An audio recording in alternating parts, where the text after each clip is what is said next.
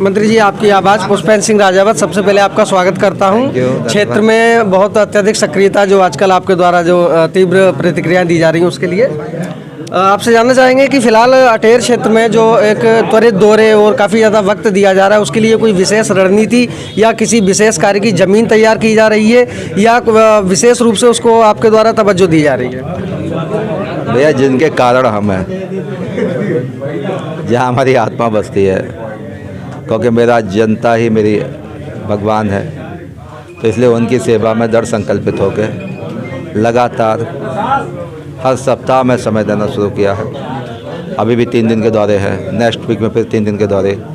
तो लंबा समय गैप भी हो गया, तो क्योंकि सरकार के सिस्टम में सरकार बनाने का विषय हो या सरकार को टिकाने का विषय हो, पार्टी का प्रदेश का उपाध्यक्ष होने के नाते लगातार उसमें व्यस्तता रही है। तो वो जो व्यस्तता उस समय रही, उसको कमी पूरी अभी करते हुए जनता की समस्याओं का समाधान, जनता से आत्मीय मिलन, सरकारी कार्यक्रमों की योजनाएं, सरकारी कार्यक्रम जो बन चुके योजनाएं, उसका क्रियान्वयन, इन सब के लिए घूम रहे। यही सिर्फ एजेंडा है, डेवलपमेंट डेवलपमेंट डेवलपमेंट। अच्छा मंत्री जी, ये जो जिन चीज़ों का जैसे आप हैं, जनता की बात अगर की जाए तो जिन बिंदुओं पर प्रकाश डाला जाता है आपके सामने, या जो सांसद महोदया संध्या राय जी या अन्य जनप्रतिनिधि हैं और उन पर उनके असिस्टेंट के द्वारा नोट करके दर्ज करके एक दे दी जाती है सांत्वना, लेकिन देखने में आता है कि सारी चीज़ों को तो छोड़ो, जो मोटी मोटी चीज़ें हैं, जैसे अगर भिंड के क्षेत्र की बात करें, मैं भिंड की जनता के रूप में, प्रतिनिधि के रूप में अगर बात करूँ एक मीडिया के नाते, तो जैसे शिक्षा के लिए अभी 1 साल पूरा चौपट हुआ। अब लाइब्रेरी के लिए संध्या राय जी के पास काफ़ी बार चीज़ें पहुँची, बातें पहुँची, जैसे अपनी गांधी मार्केट पर लाइब्रेरी है और अन्य चीज़ें हैं। तो एक ज़मीनी स्तर पर हाँ तो मिल जाती है, लेकिन अंजाम देखने के रूप में उसका नहीं मिल पाता है। मंत्री साहब, अभी तो कोरोना के काल में पूरी दुनिया तायमाम हो गई थी। उस संकट में भी मध्य प्रदेश हो या देश में भी संभालने का काम किया, इसलिए बच्चों की चिंता करने के लिए स्कूल बंद करना आवश्यक भी था। जीवन है तो शिक्षा है, इसलिए पहले जीवन को सुरक्षित करना, फिर शिक्षा को सुरक्षित करना।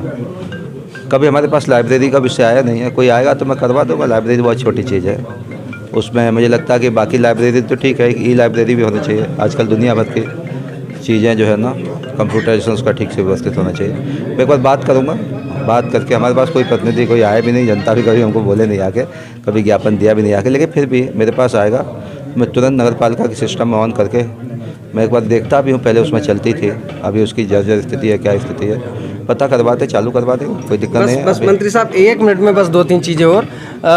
ये जो सीवर लाइन और अन्य लाइन, जो पाइपलाइन, ये वाटर फिलिंग वाली जो हो रही हैं, अगर देखा जाए भिंड लोकल में स्थानीय स्तर पे, कल भी हमने एक जगह पर रिपोर्टिंग की थी, 2-3 महीने से खुदाई कार्य हो जाता है। अब कंस्ट्रक्शन के रूप में उसको मरम्मत के रूप में बिल्कुल भी उसमें नहीं प्रयास किया जा रहा है। नियम होता है, जब खुदाई जो ठेकेदार करता है वही उसका निर्माण भी करता है जी, कंपनी का दायित्व होता है। कंपनी का दायित्व होता है, उसके एस्टिमेट में सरकार उसका पैसा भी देती है। तो खुदाई वगैरह तो चल रही है, क्योंकि पहले कोई प्लान किया नहीं, कांग्रेस की सरकार लंबे समय रही है। जो सिटी का प्लान होना चाहिए हुआ ही नहीं, अव्यवस्थित सिटी बसी है।